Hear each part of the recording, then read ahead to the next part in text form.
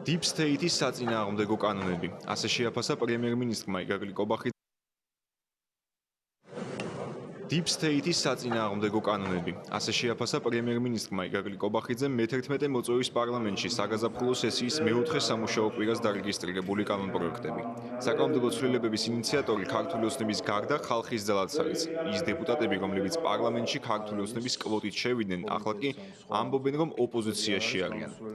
უკვე ცნობილია, რომ 2024 წლის გაზაფხულზე მასშტაბური ქუჩის პროტესტისა და საერთაშორისო პარტნიორების კრიტიკის ფონზე მიღებულ ეგრეთ წოდებული გამჭვირვალობის კანონს ქართული ოცნება ამერიკული უცხოელი აგენტების რეგისტრაციის აქტით ანაცვლებს.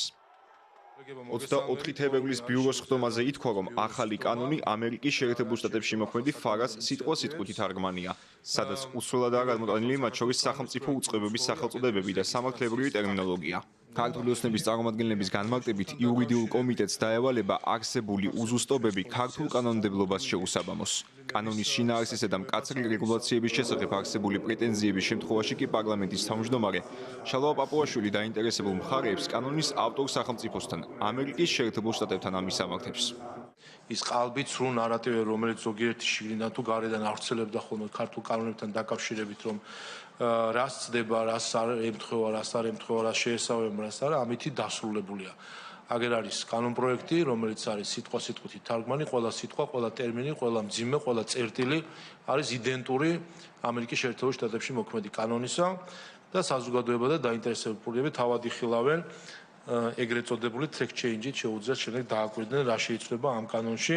ამიტომ ნებისმიერ სპეკულაცია თითქოს საქართველოს პარლამენტი მიიღებს კანონს, რომელიც რაიმე საერთაშორისო სტანდარტს არ შეესაბამება, ამითი დასრულებული იქნება.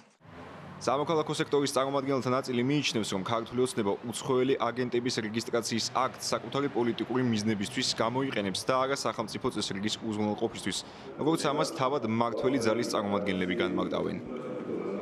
ერთადერთი მიზანი ამ კანონის მიღების არის, რომ მოახდინოს ჯერ ერთი გავრცელება იმ არასამართლიანი პრინციპების, რომელსაც არასამართლიანი, ესე ვთქვათ, მიზნების, რომელსაც ისახავს ქართული ოცნება ასეთი ტიპის კანონმდებლობის დანერგვით, მათი გავრცელება ყველა სეგმენტზე მოსახლეობის, მათ შორის კერძო პირებზე, შპს-ის ფორმით დაარსებულ ორგანიზაციებს და ასე შემდეგ, იმისთვის, რომ სამოქალაქო საზოგადოებას არ მისცეს ფორმის შეცვლით თავის არიდების საშუალება აი იმ ეფექტისგან, რომელსაც იწვევს არსებული კანონი. ამერიკული ფარას ქართულენოვანი ვერსიის გარდა საკანონმდებლო ორგანოს მუშაობის დღის წესრიგში მოხდა კანონის შემოქმედებით პროცესში არასამთავრობო ორგანიზაციების თანამონაწილეობის აკრძალვაც. ამ ინიციატივის შესახებ ჯერ კიდევ 5 თებერვალს ქართული ოცნების აღმასრულებელმა დივანმა მამუკამ დინარაძემ ისაუბრა და დასძინა, რომ საჯარო გადაწყვეტილებების მიღების პროცესში სამოქალაქო სექტორის მონაწილეობა სავალდებულო აღარ იქნება. არასამთავრობო ორგანიზაციების ნაწილი განმარტავს, რომ ქართული ოცნების ბოლოდროინდელი პოლიტიკური ნაბიჯების გამო მათსა და მმართველ ძალას შორის თანამშრომლობა ისედაც გაწყვეტილია, თუმცა სამართლებრივ დონეზე მსგავსი რეგულაციების დაწესება დემოკრატიისთვის სახიფათო პრეცედენტია. ყოველდღურად ხედავთ არასამთავრობო ორგანიზაციების მიმართ როგორი მტრულია ქართული ოცნების დამოკიდებულება, როგორც საკანონმდებლო თვალსაზრისით, ასევე რიტორიკის თუ პროპაგანდის თვალსაზრისით, მუდმივი თავდასხმების ობიექტები ხდებიან არასამთავრობო ორგანიზაციები და მათი ხელმძღვანელები თუ რიგითი თანამშრომლები. ასეთ პირობებში რაიმე ტიპის თანამშრომლობაზე, რა თქმა უნდა, ისედაც გამორიცხული იყო საუბარი, რა ფორმატებიც მანამდეც არსებობდა, სანამ ჯერ ეს კიდევ შესაძლებელი იყო, რომ შენარჩუნებულიყო, მაშინაც ამას ჰქონდა ხოლმე მხოლოდ ფორმალური ხასიათი, როდესაც არანაირი რეკომენდაცია არსებითი არ იყო ხოლმე გათვალისწინებული და ახლა საერთოდ იმ რეგულაციებით, რომლის შემოტანასაც გეგმავენ, ეს შესაძლებლობები ფორმალურადაც ისპოვა. ამიტომ ეს ცხადია, რასაც ნიშნავს. ეს ნიშნავს ქართული ოცნების გაცხადებულ პოლიტიკას, რომ ყველანაირი ფორმით შეზღუდოს დამოუკიდებელი ხმა, არასამთავრობო ორგანიზაციების საქმიანობა და ეს რეგულაციაც ამ მიზანს ემსახურება. კანონპროექტთა შორის 24 თებერვლის ბიუროს ხდომაზე აღმოჩნდა მედიასთან დაკავშირებული დაგეგმილი ცვლილებებიც. ქართული ოცნების ინიციატივის თანახმად ის, რაც აქამდე თვითრეგულირებას ექვემდებარებოდა, ახლა უკვე კანონის დონეზე დამატებით კომუნიკაციების კომისიის უფლებამოსილებაც გახდება.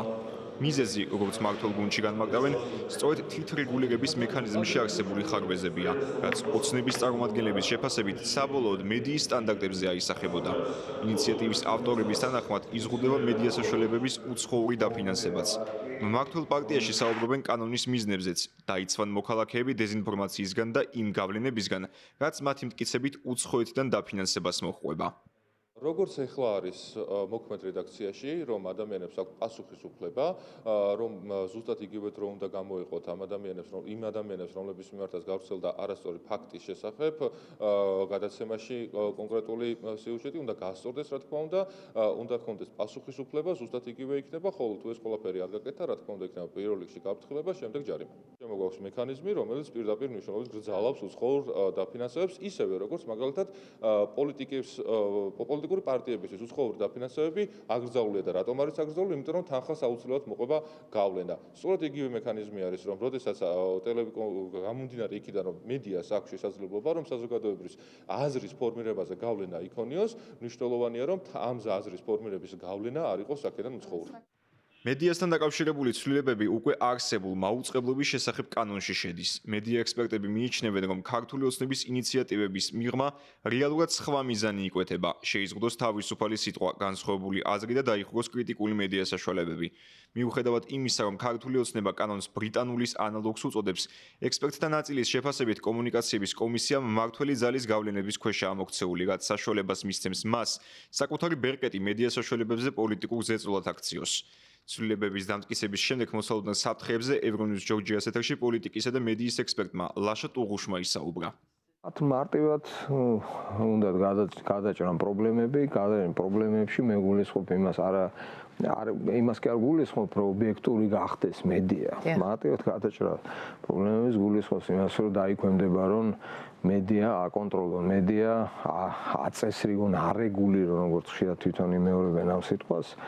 ეს ასე ვთქვათ სფერო მოათვინიერონ მედია იმისათვის რომ მათ იმუშაონ მათ იმიჯზე განსაკუთრებული პრობლემები ექნებათ რეგიონალურ მაუწყებლებს ვინაიდან ნიშნავანი წილი არის ამ დაფინანსება არის უაღრესად მნიშვნელოვანი მედიებს იმიტომ ეს გულისხმობს ტექნიკურ მხარდაჭერას გულისხმობს ინტელექტუალურ მხარდაჭერას გულისხმობს განათლების ნაწილში მხარდაჭერას ხა ჩვენი სივრცე ვერ უზრუნველყოფს ისეთი ხარისხის ცოდნას რაც აუცილებელია თანამედროვე მედიებს ქართული ოცნებისა და ხალხის ძალის კიდევ ერთი ინიციატივით საქართველოში მოქმედი ყველა კანონიდან ამოღებული იქნება ტერმინები გენდერი და გენდერული იდენტობა. ამასთან გენდერული თანასწორობის შესახებ კანონს სახელწოდება შეეცვლება და მას ქალისა და მამაკაცის თანასწორობის შესახებ კანონი დაერქმევა.